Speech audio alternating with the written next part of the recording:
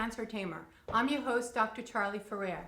Today I have a wonderful friend with me, Jenna Shea, and she's going to be talking about yoga and all the wonderful things that you can do and how to help improve your health, your mind, and your spirit. So welcome, Jennifer. Thank you for being here. Thank you for having me. So tell us a little bit about what yoga is and how it's good for you and the benefits. Well, yoga is whenever you unite the mind and body and really focus your attention and you create a balance between how do I say? I'm sorry. Stop. Take two.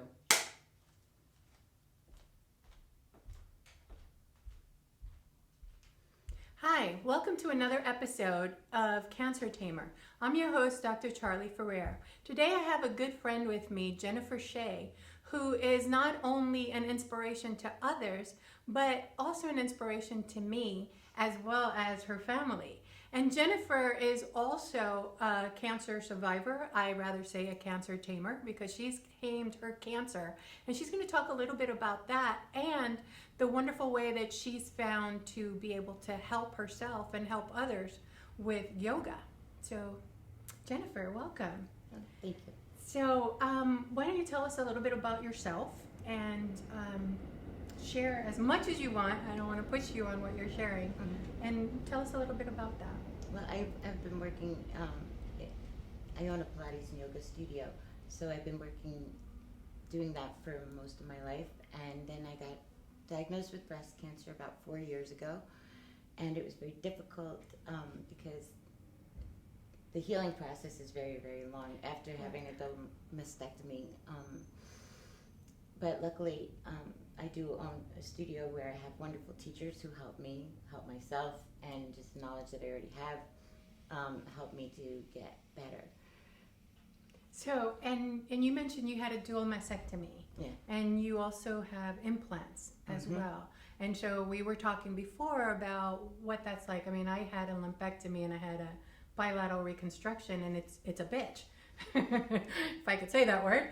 But it becomes the part of your body changes so much, and trying to find ways to be able to heal and trying to find ways that will work for you. And you mentioned you've been doing Pilates and you've been doing yoga for a long time. How did that change when you got when you got diagnosed? Even when I had been diagnosed with breast cancer, I didn't feel sick, and I would say to my doctors, is everyone getting so nervous about? And they're like, your life is changing. And then once I had had the surgery, I woke up in agony, and then I had to sleep in a chair for 2 months because you can't lay down. You can't lay down. And I did try, because I do workouts. So I was like, I got good abs. I can get up. You can't. You really can't get up when you lay down. And I was trapped. And my friend had found me. She's like, what are you doing? I go, I thought I could do it. Yeah. But you really can't, and you really do have to listen. And I pushed myself a lot because I have been doing this for all my life, and I've been given books by one of my master yoga teacher at my studio, who I hated the book. I thought, this book sucks, right? Because it didn't challenge me, and I worked a little bit. I pushed myself. So I also know that you have to take.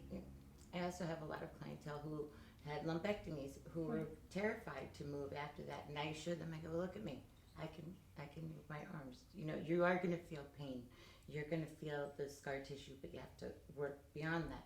But everybody's at different levels, and I know when different spirits behind it, because they may not push like I do. So I did push sometimes, and I pushed a little too hard, and I hurt myself a little. So I do, you know what I mean? But yeah, and one of the things, and you're talking about the different stuff, and we'll talk about different levels in a second, but I remember when we were first planning this this interview and talking about yoga and all the things. And I remember that Jennifer said, okay, well, you do this and I'll have you do this. And I'm going, no, I'm not going to do that. Right. And you say, oh, well, you take the ball and do this. And I'm like, no, I'm not going to do that. And she goes, and you put your hands up in the air like this and stretch up. And I'm like, no. I'm not. And everything that she was saying, I was saying no, because I still am. I'm so afraid of moving my arms in a certain way or lifting them too high and then I'll tear all the stitches underneath or something. And that's very important. You have to wait because I did wait, but sometimes I waited and then I pushed really hard and then, then you have to go back in and they have to fix things again. Yeah. So it's very, you have to listen to your body but don't be motivated only by fear, and be afraid of moving because that's not good either. And I think that people almost limit themselves and then they don't get full range of motion ever because they're terrified to move. So you have to find a good balance, and that is what yoga is finding a good balance of. And so, you're going to show us different types of levels and chair and movements and stuff like that. And so things that I use just to help me get better. And there's even different meditations that are yoga based that simply just you're listening, and that helped my body feel so much better. The power of meditation is amazing as well. Yeah, and I was thinking of, when you combine the yoga and the meditation, and so can you tell us a little bit about how that will work? I mean, do you need to be in a totally quiet environment? Do you need to just do it anywhere? Do you call your friends and say, okay, I'm going to meditate, don't call me? So how does that, how do you prepare? Good to have the phone turned off, but we live in New York City, so it's never really that quiet, and you have to be able to just not let it affect you, or don't respond to it, and just kind of stay in the moment, stay within yourself and within your breath and your body. And do you have like any mantras? Because I always heard like, I want to get into yoga, but there's, for me, it's the movements and the downward dog and all this stuff, and it's like, that's just not going to happen for me. But, and I heard about yoga and you do mantras and stuff, and so is that part of it too? Do you do like a mantra? You can make your own mantra. Anything what it is that you want to bring into your life, you would want to keep repeating to yourself as you practice, and as you're breathing it in, making it part of you. Yeah. Get healthy. Mm-hmm. Yeah. Which is always a good thing. So, what other benefits can they get from yoga? What benefits have you gotten from yoga? I mean, cancer is a terrifying thing, and so, and you're a mom, and you have kids and stuff. So, how did that boil over into your family and with your yoga and with your family and bringing it all together? Through the practice that I've had all my life, and being a spiritual person, I believe that there's other levels of, that go beyond our body anyway, so I have to take comfort in that. If you have good spirit, your spirit lives on beyond your body, and, like a caterpillar to a butterfly, we just take new form and continue. Yeah. Which is, it's wonderful that you use that analogy, because a lot of individuals, especially women, and men get breast cancer too, in case you didn't know. But for women, it's much more intense because our body actually changes. And, we, especially our chest, if we had a mastectomy, it's gone, and your heart and how you're used to feeling with other people or connecting with other people based on your body image. And so that becomes a whole nother thing as well. And so you need to learn how to place your body in space again. Mm-hmm. For me, I was very, very busty. And so learning how to, when people stand really close to me, I'm used to them standing a little bit further away because my chest was out to here. So, and now it's like in here. So it's that piece of even relating to your body and how you stand, how you move. Do you find that as well? And even in your yoga, because you have to do a lot of different positions. Well, yeah, and I didn't have much of a chest before they put implants in me. So this is like, well, these things get in the way a little bit. But let me think. That's fine. Hold on. What was your question again? I'm sorry, which part of my answer? I got lost there. So my question is how, in your body image and how that has related to you and your yoga and your family and bringing that connection, I guess, to yourself. Because when we have a mastectomy or even a lumpectomy, our body image changes, and so maybe being able to give us a little bit about that. I try to make light of it, because if you can laugh at it, it doesn't really won't upset you, and it also takes the pressure off of other people. You know, like no one should take themselves too seriously. So, you know, like I was game changer. One of my kids may have seen it. I would say, "Don't worry, it's not like they're real, or anything. It's like they're just balls in my chest. There's not, you didn't see anything because of the implant." Yeah, and it is. It's not me. And like, you know what I mean? You don't feel it. You're kind of pretty much numb. And going through that whole process, like being someone who moves for their living, and then not being able to move at all, and not even be able to lift a dish or open a door and sleep in a chair, and not be able to hug your kids, to go from that, and then little by little you're getting the strength back to lift your arm or take your arm away from your torso. And those are baby steps, and then once you feel like you can handle that, and once the drains are out, then you really have a lot more freedom to start moving. But while you're open, you want to be very, very cautious, because keep creating fluid in your body, and that's not good. Yeah, and I'm so glad you brought that up, because that was one of the questions that I had as well. You know, one of the major concerns for women and anyone who's had their lymph nodes removed is the fact that you can get lymphedema in your arm, and I always point to this one because here's where my lymph nodes were removed. And so, how have you coped with that in your yoga and in your life and stuff? I mean, what can you recommend to others about, because I'm seeing you don't have a sleeve on. No. You know, so you're not wearing a lymphedema sleeve, but have you? I've had like lymphedema, but not just in my one arm. I mean, yeah, this is the site they took lymph nodes out. This is the site I'm not supposed to give blood or blood pressure. But I've found, like, when they mess with, you know, the lymph nodes, you can get that fluid throughout your whole body. And one place I've noticed it, well, if I get it, it's more in my armpits, not just one arm. Okay. But my armpits will up there. What's going on? Why are my armpits swollen? Or like it's fluid, and you have to. There's lymphatic drainage massage, which I would recommend for things like that, and so what you eat. Yeah, and so and health is so important, and eating correctly is very important. Yoga is knowing your chakras and which chakras you need to work on, and usually when you have a lymphedema thing going on, you're stuck in your solar plexus, and it's your fight or flight, and most cancer people are in fight or flight because you have to be in survival mode, and it can really make your organs shut down, and all the blood rushes up to your limbs, and it's about saving people. Like if there was a house on fire, I have to run in to save people. My arms are going to get all the blood flow, my neck and my head.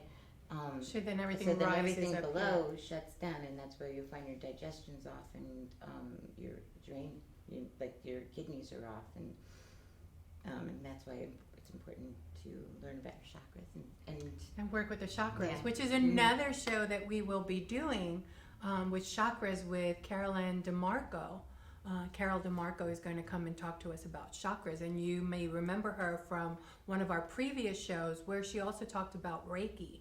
And so the thing that I, for me personally, I'm like you, I'm very spiritual, and so I look for other avenues that aren't just medication, that aren't just, here's a pill, your arm hurts, here's another pill, you're having imbalance, here's another pill, and let's, and it just becomes pill. Doctors aren't going to talk to you about your chakras. Yeah. They don't. So, it's like we're lucky if they know what a chakra is. Doctors tell me when you get fluid under your armpits, they go, oh, maybe it's just fat. And I'm just like, oh, all of a sudden I have fat armpits. Yeah, and I don't see fat on your body.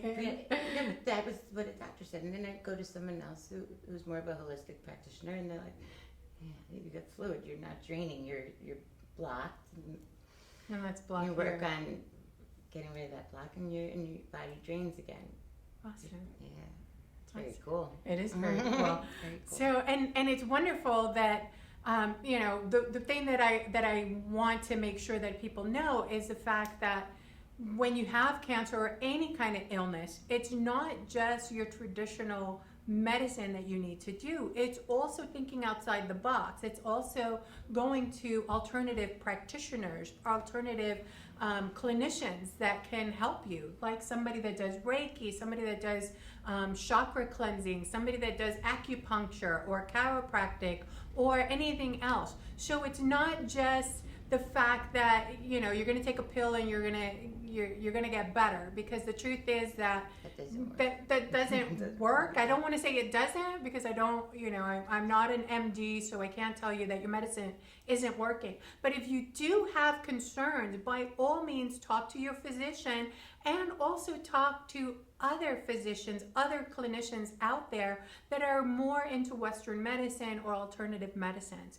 So that's it for us. But as far as our interview, so you're going to also do a couple of exercises for us, and you're going to, Deborah Santulli-Barone, our wonderful producer that does the segment on Did You Know, is actually going to be working with Jennifer and also Betty, and they're going to be working together on different poses and different ways that you can do yoga at home.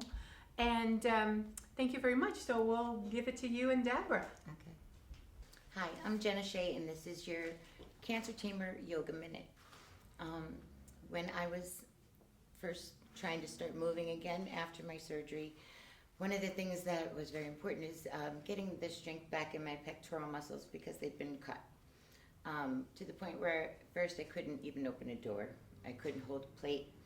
So as you're healing, you start to know how strong you can be by what you can hold in one hand and how much it hurts in your chest.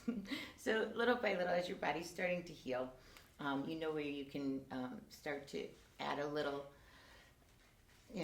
strength building to that. So one thing I would use is a band, a stretchy band, and I'd wrap it around my hands like this, still keeping my elbows very close to my body, and just try pulling apart. So you're starting to strengthen the pecs again, little by little. And if that felt okay, then I might push it a little further to take my elbows away from my body now. This like just kind of lifting. And once that started to feel okay, you start pushing and resist. You want to work in both directions, pushing out and then slowly on the way in. So you're strengthening the muscle in both directions. And then once that starts to feel a little bit more normal, you can just lowering and lifting first, and then taking the arms. Once you can get to about up here, pull and bring it back together, pull, then try little chicken wings, which is very important. Don't be afraid of the pain. Listen to your body. You'll know the difference between a stretching, uncomfortable scar tissue pain and acute pain where it's limiting, and don't push that. Bend the elbows and straighten, and once you're here, this is really good. You're opening up your pecs, but then you can try pushing out and slowly resisting. Pushing out, slowly resisting. And then if you're like me and you like to push it a little further, you can try to go all the way over. And go forward, up, down, and starting as wide as this, and then moving to your hands a little closer together so the tension's stronger and you're building more and more strength as you go. Anyway, that'll get you moving, and that's your yoga minute. Remember, don't own the cancer, own the cancer. Cancer Tamer.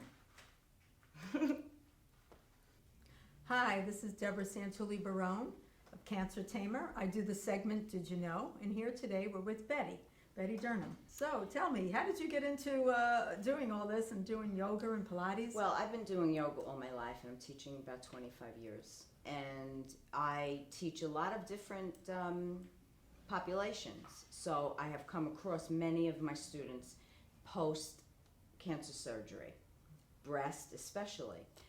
And what I feel is when they come to me, right out of the gate, shall we say, they're afraid, and there's a lot of fear. They just had a very traumatic experience, and they're afraid to move. As Jenna says. Yes, I understand. I was afraid to move, but I Right. remember reading that you have to move your arms or they're going to freeze. Exactly. And how long does the student need to get approval from her doctor? With a I would letter to always you? say that would be a good idea. Okay. For them, we don't require that, but I would think that would be a good idea always to check with your physician to make sure that you are ready to start something. And what if the patient is still on chemo or radiation? Do you wait? something like I that? would do something privately with them and I am also Reiki master, so I would do something private with them in that case where it was just a very gentle start. I believe that when you move the whole body, so it doesn't necessarily have to be this part, it can be the legs, it can be the neck. The breathing is so important because it calms the whole body, it calms the mind, right? The mind is always full of chatter and nerves and fears, and Definitely fears. the breathing definitely helps that. And so that I like to start with the breathing. And I also feel that, as I said before, the whole body tenses up. I think that when you're traumatized like that, the whole body contracts. And whatever point it starts to let go, we don't really know.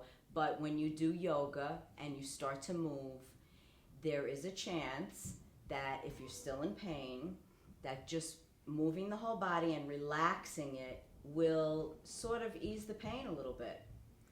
I believe that. I know I was very tense after I got my lumpectomies. I would lay in bed with pillows under here, propped up, because you can't lay down. It hurts to move because gravity gives you more pain. And I felt tense. Even though I tried to breathe, I felt like I was holding my breath and all the time. And so it's then so I'm like, important to let that get, go. Yeah, I can't Right. get relaxed. So I can understand that it's very important for that. And how would one do that? You would come to a yoga class or take a private class, listen. There's plenty of things on the internet. There's YouTube's. There's yoga class. I wouldn't do a yoga class from television in that situation, but there are plenty of YouTubes that can show you very gentle beginnings. Okay. I like to start in the chair. Yes. So let's try that. Okay.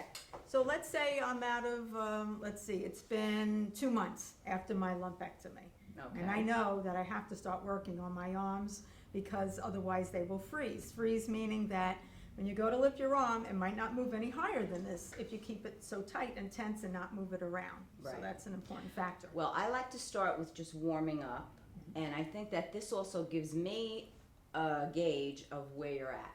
Okay. Right? So I would hold the knees and just arch the back. So you're stretching kind of the chest here, so I can see what point you get to. And then rounding and inhaling. And I think they call this the seated cat pose. Inhale and exhale. And this will connect you also with the breath as you do that. You're loosening the spine. You're making it a little bit more flexible, and you're also very gently, as you can probably feel, you're very gently starting to stretch these muscles a little bit. And to feel it opening up a little Now, bit. when that gets better, if you feel, you would do it this way. Now, you see that's much stronger, much Yes. more intense. And then you round, and then up. But first-timers and people that are still under treatment, definitely not. I wouldn't do that. I think is too aggressive for this. Right. And also side stretching. So bring your right hand to your left knee. Now this thing is probably not going to work for most people. Right. So an arm straight out, Okay. but your right hand is holding the knee, and then you're just leaning. And then coming back. And you can even bring the arm back a little bit and see how that feels for you. But everything is gentle and everything is experimental with each person. So you should really find someone that really understands this. So let's do the other side because we don't want you to be imbalanced. No, I don't want to be lopsided. Mhm. I'm already lopsided. And come this way and come back up. So we're inhaling and we're exhaling. And again, you can move the arm back if you feel to. This gives you a little bit of confidence to start moving the arms, I think. And even twists. Little twisting just to get the torso to move a little bit. Nothing aggressive, nothing strong. You start off very gently. And there is a whole other series of things that we could do in the chair, but the legs are another thing, because this is important to have the whole body. In yoga, everything is integrated. Right. So you don't focus on one part. So I would do leg lifts. I think that's an important factor because sometimes I know in the beginning I was just laying around in bed. I was so wiped Exactly. out, and you worry about your legs and you And worry you calm about it down. the blood supply. Exactly. And if you don't move it, you lose it. So do the other leg, because you can't be lopsided. And we'll do just 8, 7, 6, 5, 4, and 3, and 2, and 1. Now, should the abdomen be engaged? Or I it don't doesn't really matter? care about that. Oh, okay. For this type of thing. Oh, all right. And then you can hold the knees and you can inhale and just lean forward, elbows out to the sides if you can. If this feels good, relax your shoulders. And then round yourself up. And then inhale, lead with the chin forward, tuck, and come back up. As time goes on and you can do a little bit more, you can start bringing the arm up. You can start bringing the arm this way, bring it back, turn it down. So you're rotating the arm and the shoulder, Okay. right? Yes. And so you're starting to move. Mm-hmm. And that's the most important thing. But for someone right out of the gate, I feel the most important thing is they feel safe Right. That's and important. comfortable. Right. Oh, but I thank you so much. This has been Oh, so it's a great. pleasure. Wow, wasn't that amazing? I mean, Deborah's wonderful. She does all this stuff, and Betty is amazing. So I really love that you introduced us to Betty. And so, here we are closing the show for today, and you're going to come back and do a minute yoga sessions with us so people can learn. So I'm really excited about that. We can only bring you this much information about cancer and about other conditions, but it's up to you to look for the plethora of information out there. So feel free to contact us at cancertamer@cancertamer.org. Visit our websites for some great information and benefits. And again, I'm Dr. Charlie Ferrer. Thanks for watching.